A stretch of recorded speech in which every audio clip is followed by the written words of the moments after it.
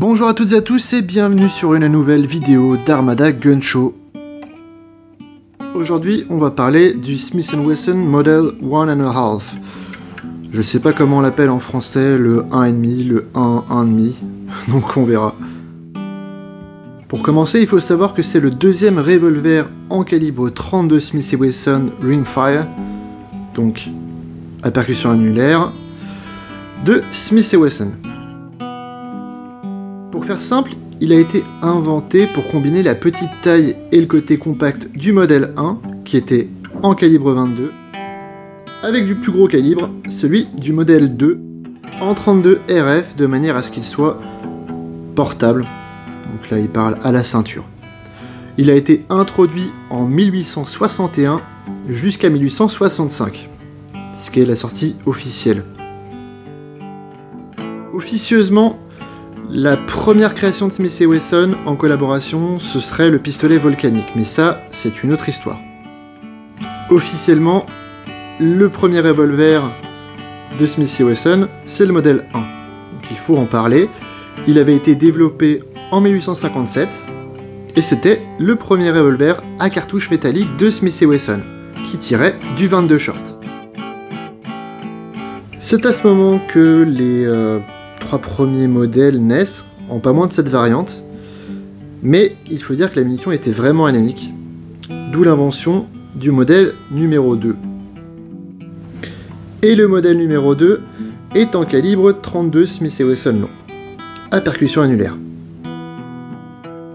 Le modèle 2 a eu un énorme succès pendant la guerre de sécession. Il était tellement populaire chez les officiers qu'il a eu un surnom.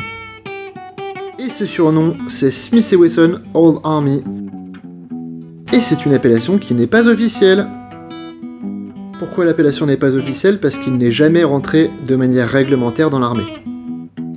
Celui qui nous intéresse et que je vous montre depuis tout à l'heure, c'est le modèle civil. Donc un modèle civil qui avait pour mission de garder les avantages des deux modèles qu'on vient de présenter.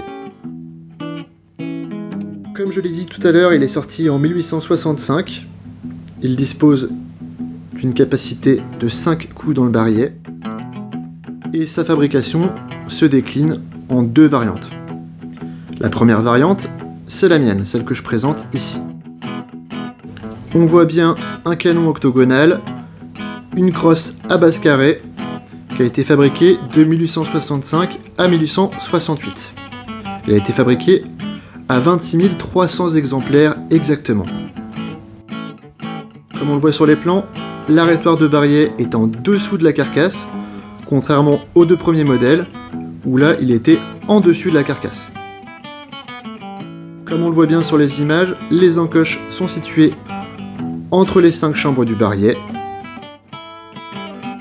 Et donc, pour résumer un petit peu ce qu'on vient de dire, sur la première variante, c'est une version civile du modèle 2 avec les avantages du modèle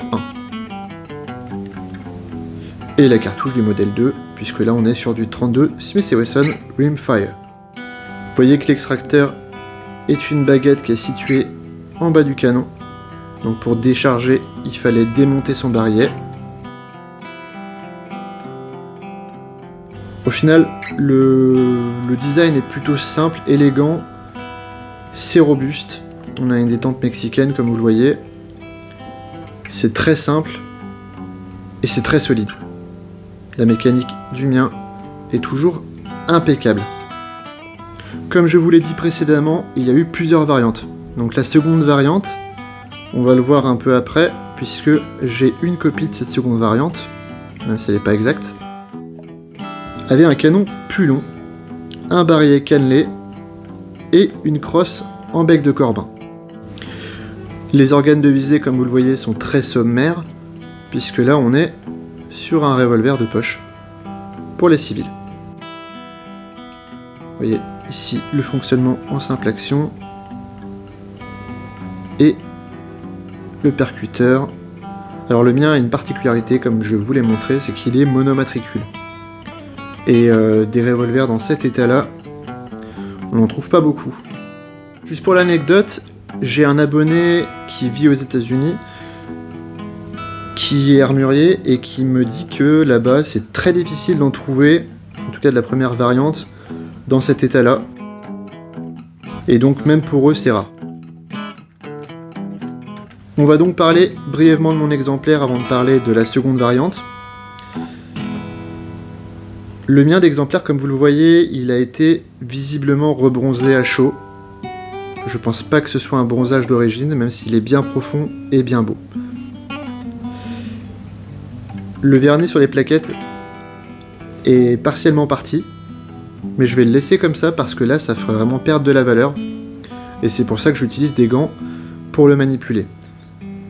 Là je vous ai démonté les plaquettes pour vous montrer que même à l'intérieur au niveau du bois on a le numéro de série, et vous voyez que le numéro de série correspond avec celui du bâti, avec celui du barillet, avec celui du canon, donc nous sommes en présence d'un revolver extrêmement rare qui est monomatricule. Vous voyez également une belle plaque de recouvrement qui permet d'accéder au mécanisme plus facilement, ce qui était une excellente avancée, une grande avancée pour l'époque. Je tenais également à rappeler que c'est un des premiers revolvers à cartouche métallique à percussion annulaire du 19e siècle. Donc même si ça n'a pas l'air, on est sur une arme très ancienne. Là on parle des années 1868-1870 maximum. Comme dit tout à l'heure, et là on le voit bien, il n'y a que 5 coups. Là c'est vraiment un gain pour l'encombrement, puisque encore une fois c'est un revolver de civil et donc une arme de poche. Là j'inspecte le canon et vous allez voir, c'est assez hallucinant. Il a gardé ses rayures et elles sont bien profondes, beaucoup plus profondes que des rayures de Bulldog qui seraient plus récents, ou d'autres revolvers que j'ai pu voir en bourse aux armes par exemple. C'est vraiment incroyable. Les ressorts sont très francs, il n'y a aucun jeu, il n'y a presque pas d'entrefer, mais c'est une pièce de collection et je vais pas tirer avec. Donc on va parler, après la seconde variante, de ce qui s'est passé.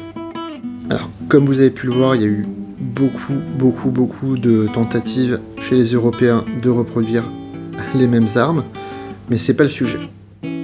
Alors à la sortie de la seconde variante, il restait énormément de pièces de la première, donc pour pas avoir de pertes, l'entreprise a assemblé les deux variantes en une troisième qu'elle a nommée le modèle de transition. Le modèle de transition, il est sorti en mars 1869 à 650 exemplaires. Donc c'est un mélange de la carcasse du second modèle avec le canon et le barillet du premier modèle. Vous vous en doutez, ça a nécessité quelques ajustements comme le déplacement des encoches du barillet pour l'alignement des chambres et la modification du tenon à la base de la carcasse. Sur ces 650 exemplaires, il y en a eu 450 qui sont partis en France et 200 au Japon. Il y en a eu seulement 50 aux États-Unis.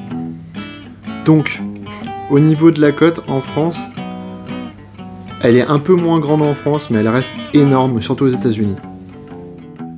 Pour rappel, le modèle dont je parle, le dernier, c'est celui qui est mis en photo juste avant. Et pour rappel, celui que je filme, c'est bien modèle 1.5, première variante. Nous arrivons déjà à la conclusion. La carrière du Smith & Wesson Model 1.5 se poursuit jusqu'en 1878 avec un modèle en 32 Smith & Wesson à percussion centrale et canon basculant vers le bas, dit top break. Et pour les modèles top break, là où on avait un chien rebondissant, on n'est plus du tout sur la même chose. Et le chien rebondissant, c'est aussi une avancée significative du 19e siècle, mais ce n'est pas l'objet de la vidéo. Revenons donc à notre modèle 1.5 de chez Smith & Wesson avec cette magnifique première variante. C'était le dernier revolver que portait Wild Bill Hickok le jour où il a été tué. Pour finir, je vais parler rapidement de mes sources. Il y a l'ICA Forum Actif, Wikipédia, le Flaydoman's Guide et tous les livres de ma bibliothèque, donc une vidéo bibliothèque du collectionneur que j'ai faite vous donnera les autres sources. Rapide résumé donc des spécifications des modèles dont on a parlé. Le modèle 1, 7 coups, calibre 22 short, 19 cm. Modèle 2, Old Army, calibre 32 RS Smith & Wesson, 24 cm, 6 coups. Et le modèle 1.5, 32 RF, 5 coups. Si vous voulez que je le mesure, que je le pèse, que je vous montre l'entrefer, faites-le moi savoir en commentaire, je ferai une nouvelle vidéo. En attendant, si celle-ci vous a plu, n'hésitez pas à liker, vous abonner, partager, et tout ce que vous voulez. Merci à vous. Merci pour le visionnage et belle journée.